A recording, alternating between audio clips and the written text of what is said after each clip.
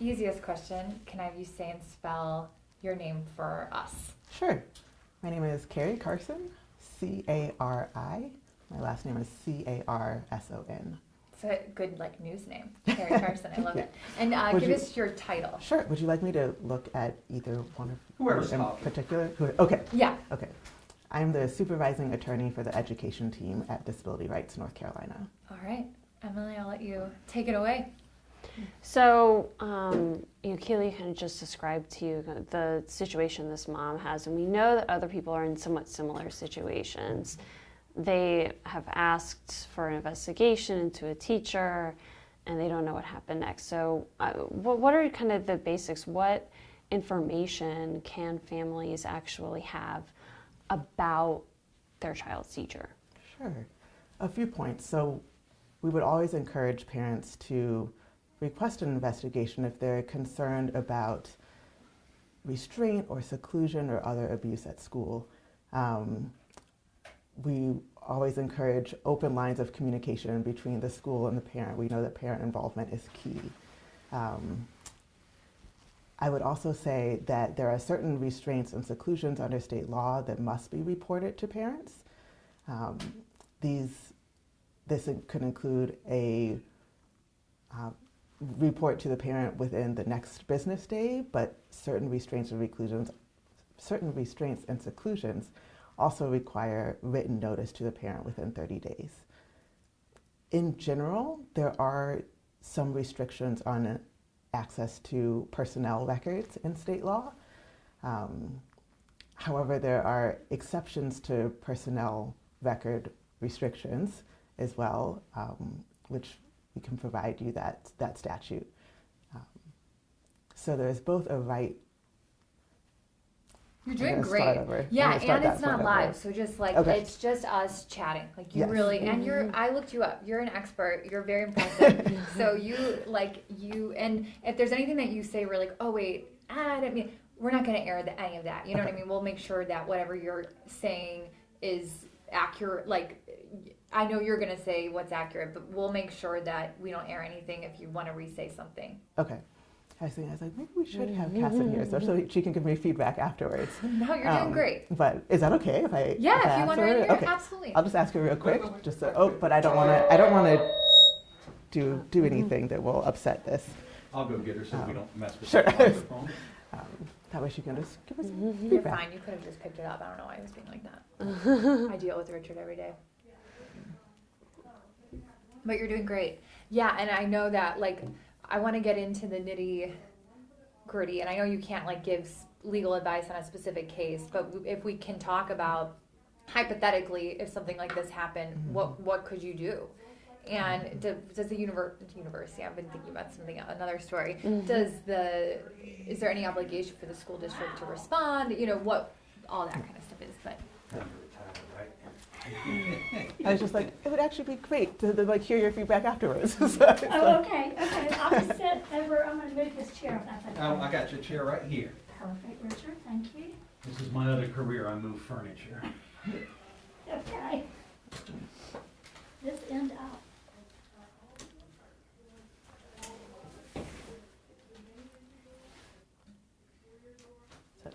I'm still good. Okay, ready to People start can ask the again? question once more. Yeah. So what information do parents have access to? You mentioned personnel record laws. What are the limitations there? Yeah. So in North Carolina, many personnel records are confidential. There are some exceptions to that can be found in state statute. In addition, education records of students are accessible to parents. So education records such as discipline records, if there is written report of restraint or seclusion of a student, for example, as required in certain circumstances under state law, those are education records that are accessible to parents.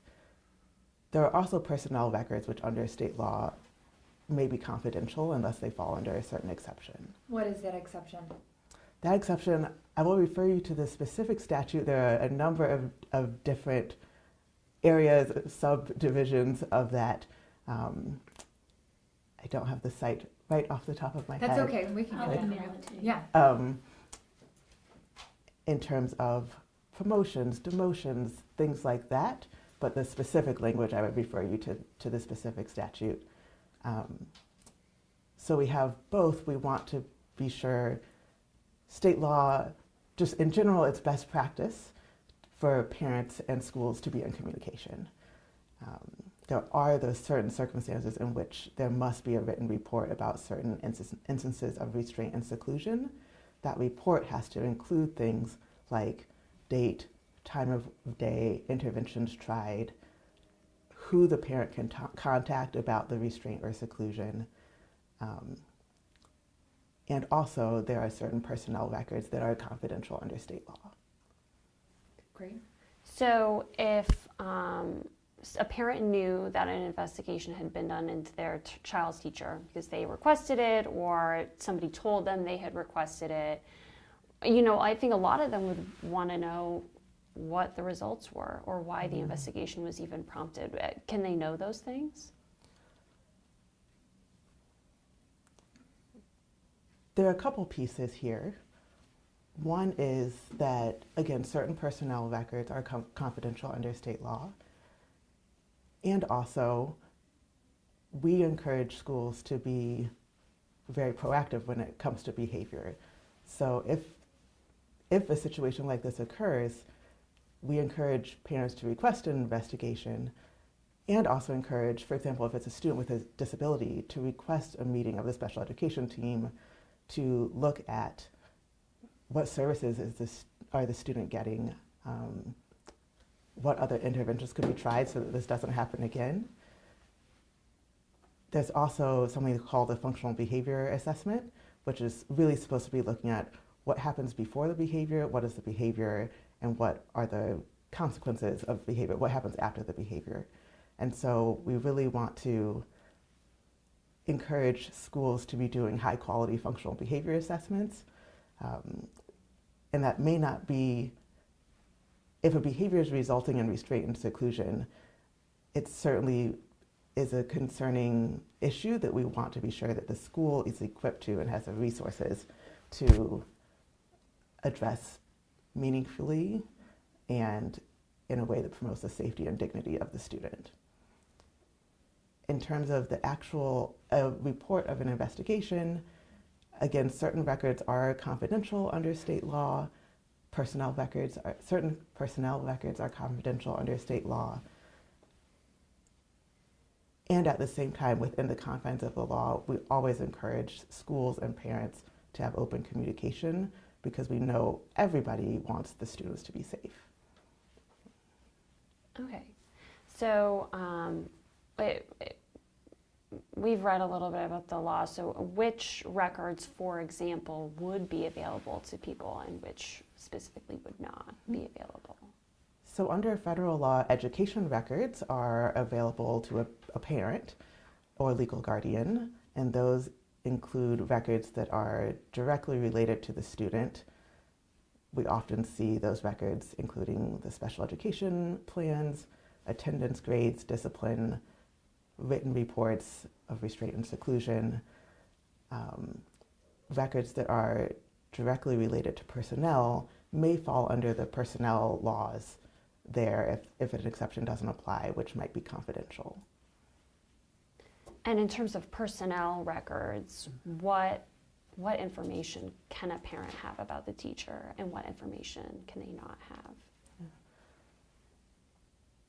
In general, a lot of personnel records are confidential. There's a state statute that we can send you that says exactly what is included in personnel records. And we want to be sure to emphasize that parents can request communication with the school about what's going on with their student, if there are any safety concerns, either one time or ongoing, and to request strategies to prevent that from happening in the future. If they request that, is the school under any obligation to respond to it? I know you're encouraging it, but does the school have to respond to it? To a request for an investigation? To any of the information that you just said, that, you know, that having that conversation is important, but is there any obligation or rule that would dictate that the school would actually respond to an investigation, information about a situation? So I mentioned two different things. So one is that request for an investigation, and the second is a request for an IEP meeting, for example, or a behavior Right. intervention plan meeting. A school certainly needs to respond to request for an IEP meeting or a meeting to say, let's look at the behavior intervention plan to see what we can do to put interventions in place such that seclusion and restraint are not necessary, Right. because they can be very traumatizing, and we want to make sure that students are safe. Students with disabilities are safe. All students are safe. In terms of the investigation report itself, we have to operate within the confines of what the law says is required, and we just want to make sure that parents are equipped to be able to ask for information that would help them understand what happened. But I'm That asking, could is the school under any obligation to give that? If I'm a parent and I request an investigation, does the public school need to respond to that, or can they look into it and not open one? So generally, if it's a personnel records are confidential. If it falls otherwise as an education record, then a parent can access education records. What if I request an investigation, I'm told an investigation has happened, and I want access to that investigation because I'm the parent and it's my student? Can I get the investigation? Again, if it's a personnel record, many personnel records in North Carolina under state law are confidential. But would the investigation involve, I understand that there would be personnel records maybe included, but wouldn't the record of the investigation be its own separate record? Two points here. Okay. The first point is, if it falls into how state law defines personnel record, there's a section of state law that talks about which personnel records are confidential.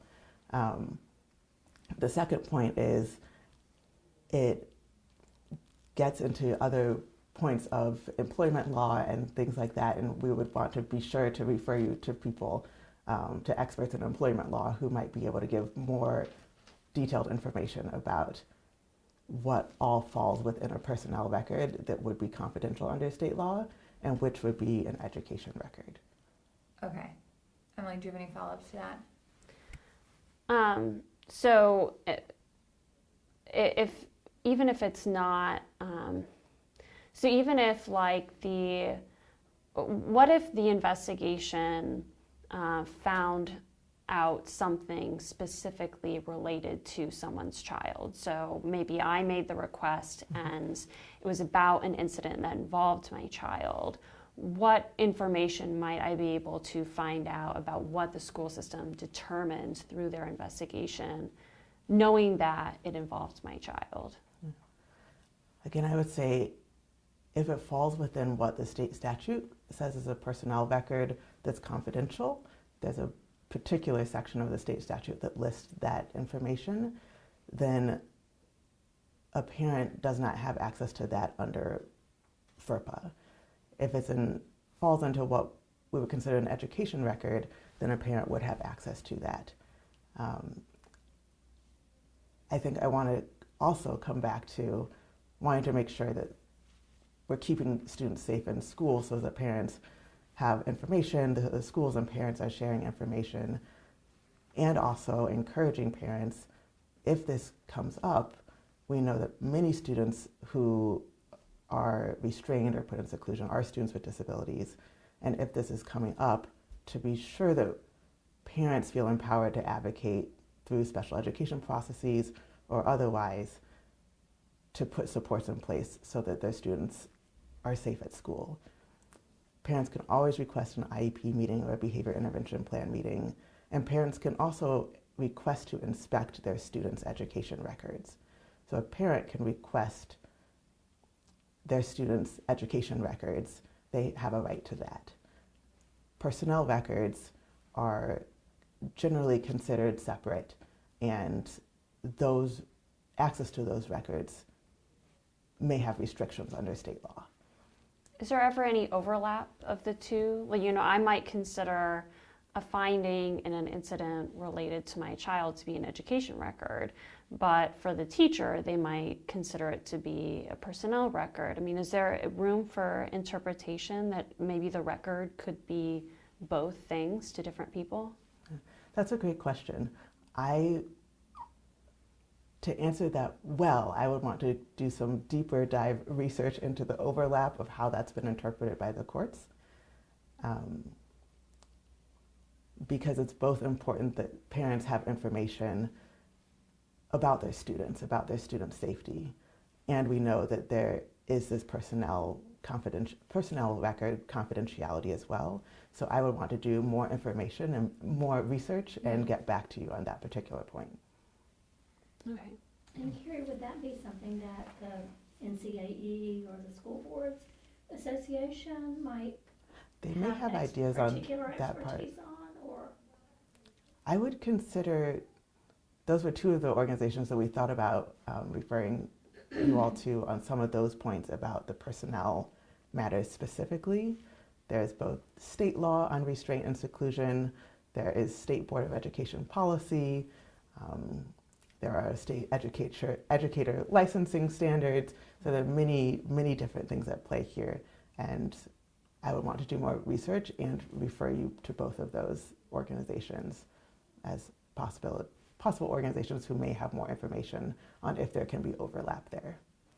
It sounds like, considering that there's room for interpretation, that there may not be, a law out there that says, this is how an investigation into a teacher works, and this is how we will consider these records, and this is what information people can have.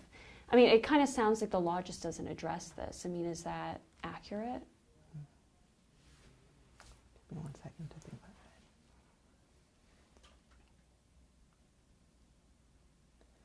There are certain parts of the law that are very clear. For example, there are certain restraints and seclusions that have to be reported to parents. We also encourage parents to ask for what they need to understand what's happening in the schools, to ask for an investigation if there's a concern.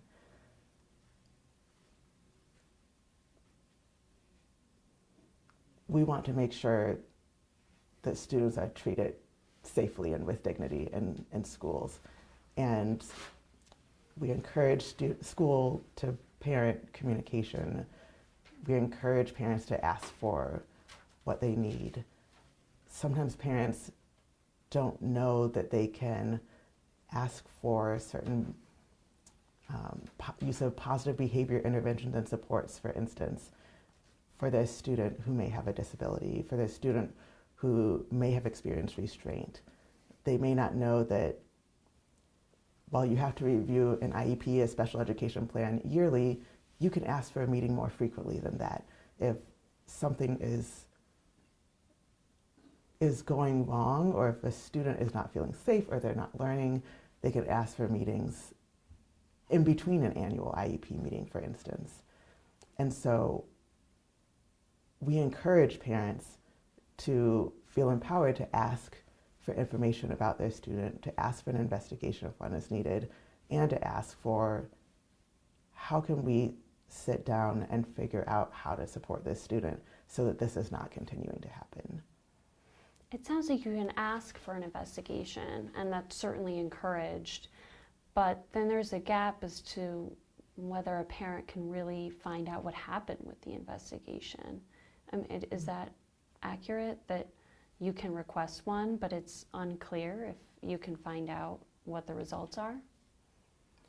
So parents can definitely request an investigation, just like they can request access to student records.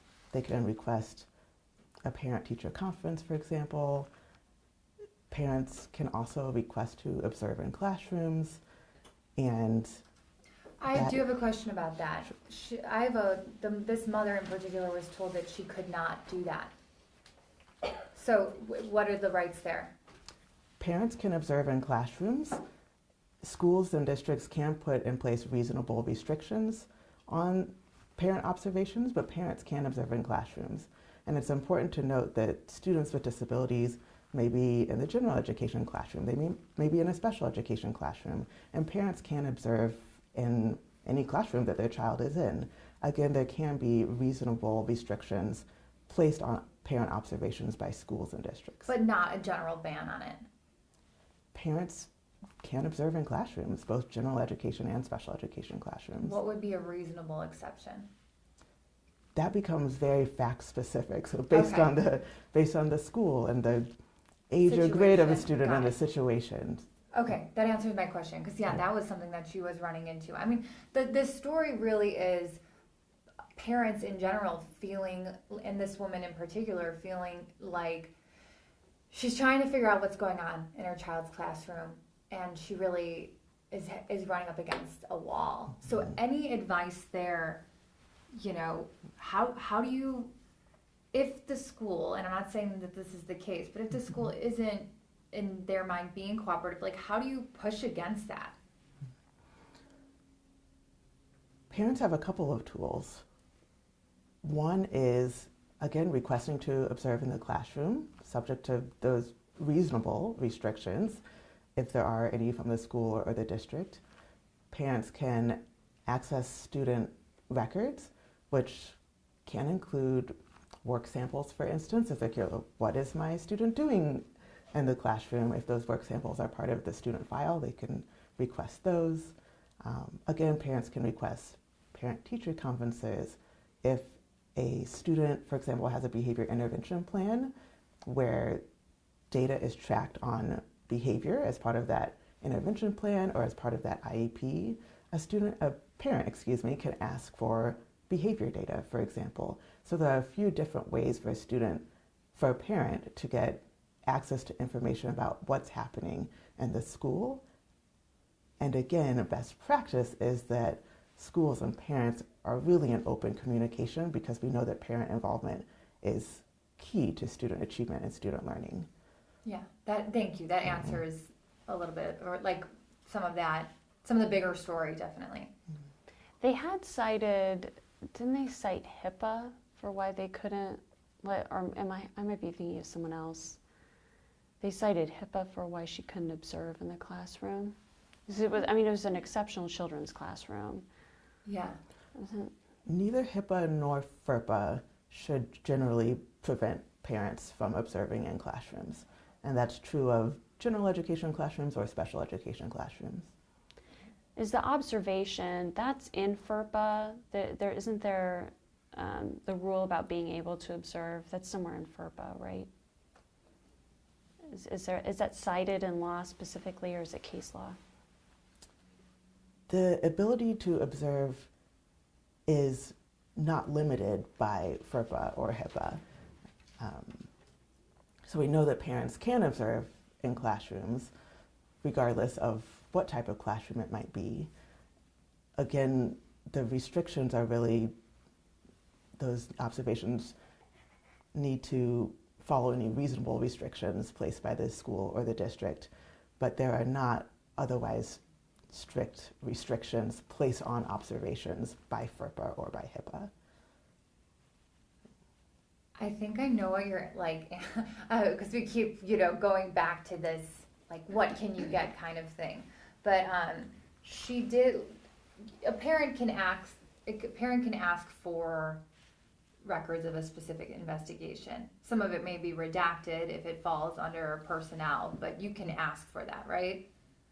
A parent can definitely ask for I guess education records. as a parent, can a parent get that? I mean, of course, you can ask for anything, but can you get that? Right. Parents can get anything that's maintained in the cumulative file, confidential file, discipline records, etc. of a student. If information is maintained as a personnel record, then a parent typically cannot get that, though there are some exceptions under state law. Okay. And the exceptions under state law, what are those?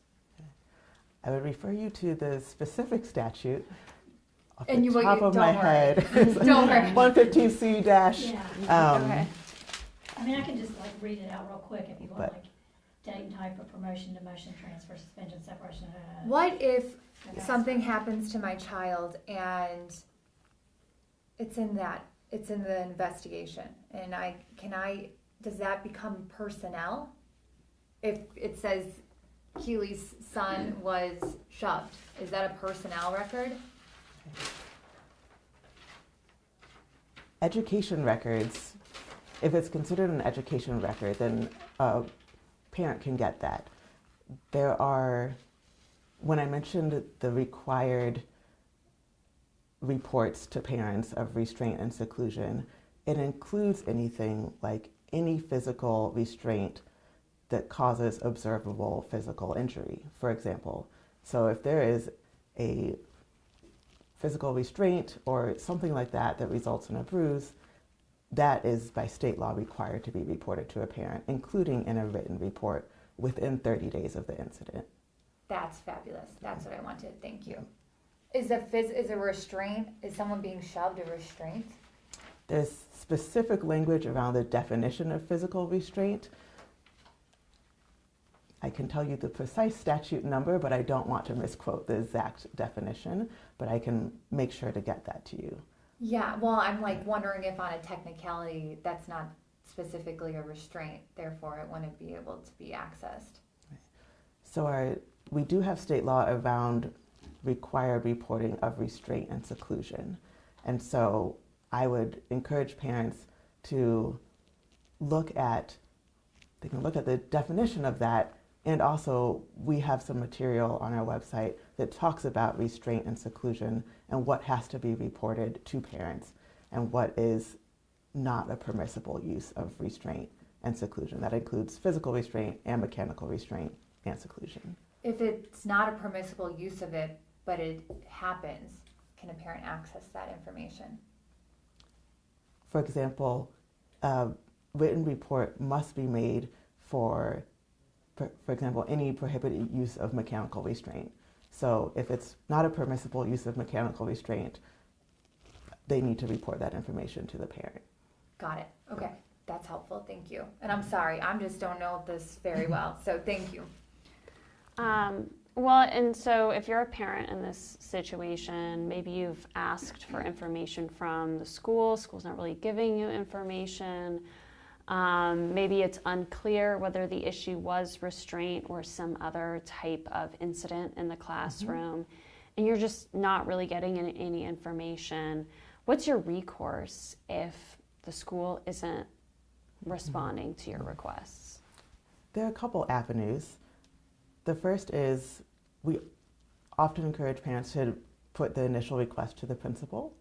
If it's a student with special education needs, a parent can also reach out to the district's exceptional children's director to get more information and to make sure that they're involved in thinking about how do we support this student so that we're minimizing use of restraint and seclusion. There are also certain grievance processes. So there are a couple of different ways. If a parent's not able to, is for some reason running into barriers getting information from the school, those might be other avenues, particularly if it's a student with an IEP, to reach out to the exceptional children's director of that school, charter school or district. I will say that one more time, if that's okay. The second avenue, the additional avenue, would be to reach out to the exceptional children's director of the district or the exceptional children's director of a charter school. What about at the state level? Like if it may, I don't know if maybe it's a small school system, and there might be fear that, these people are friends with each other or something like that. Is there, a way you can make a complaint that, or just reach out to somebody who might be a little bit more of a third party in this situation? I will need to research that a bit more and can certainly send any information that I find to you.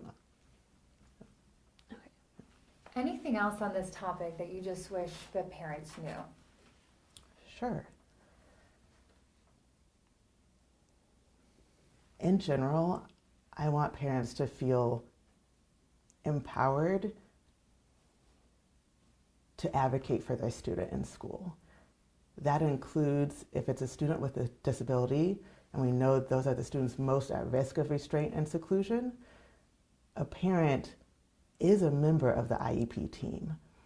So when IEP teams convene to think about behavior interventions, specially designed instruction, special education, related services, a parent is a really vital member of that team. And so we want to encourage parents to advocate, to use language like I propose, whatever it might be. So I propose additional training in social skills, for example, if a student is having trouble and that's leading to behaviors. So we always want to be sure that parents are feeling empowered, that they know their student really well, they know their student best, and to feel empowered to be a team member in the team that's trying to create behavior interventions. That's one. Secondly, I would say I want parents to feel empowered to ask for information, and I will say in particular to put those asks in writing. It's very important and very helpful that these requests for student records or for an investigation, for example, are made in writing and not just verbally. So those are two things that I would want students to know, or that I would want parents to know in terms of how to make sure their students are safe and in school learning. And the last bit is, I think it's very important that we make sure that our schools are supported to support students. So we want to make sure that students are being treated with dignity and respect, and they're making academic progress and progress in communication or motor skills or behavior or whatever their area of disability might be. And we know that schools need to be equipped and have appropriate resources to be providing the support that is needed to all of our students, including students with disabilities. Anything else? I don't think so.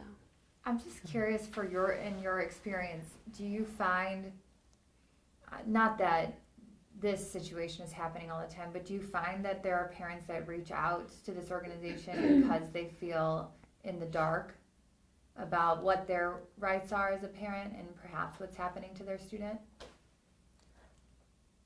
Yes, we certainly get calls about parents who are concerned about, for example, restraint and seclusion in schools. Those are calls, an example of calls that Disability Rights North Carolina does get. And so that's part of our advocacy, to make sure that students with disabilities are safe in school, that they are in school, that they are learning in school. So this issue of restraint and seclusion, we know is not an isolated incident across the state. We know that it is happening with some frequency, and we know that it can be very traumatizing. And so we want to equip parents and advocate and encourage schools to be using less restrictive interventions, to be supporting students so that they can be successful behaviorally and in the classroom learning. Yeah, that was great. Yeah, thank you. Is there anything that we didn't ask that you want to add? I kind of already asked that, but I feel like you've covered it.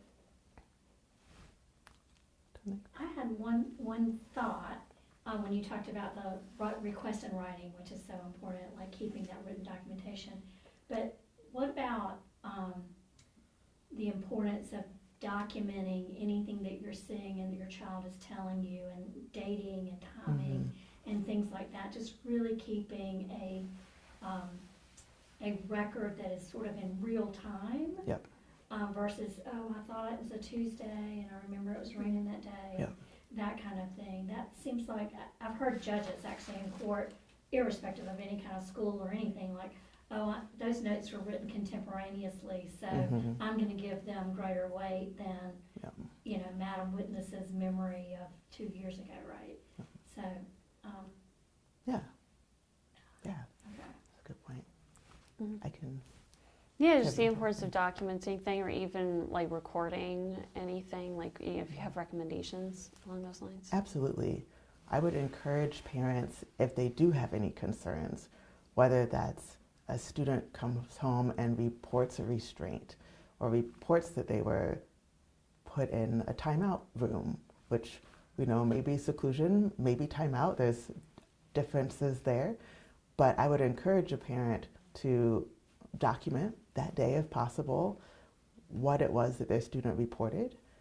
If they reported what happened, how long it felt like they were in the seclusion room, if a student has any injuries, that a parent document that for themselves to see, so that it is in writing what happened on what date, and that can help discern in the future if there's any pattern. But even if it's a single incident, just so that a parent has made notes for themselves as to what is happening with their child at school. That was great. Thank you so Thank much. you. All right, are y'all ready to record now?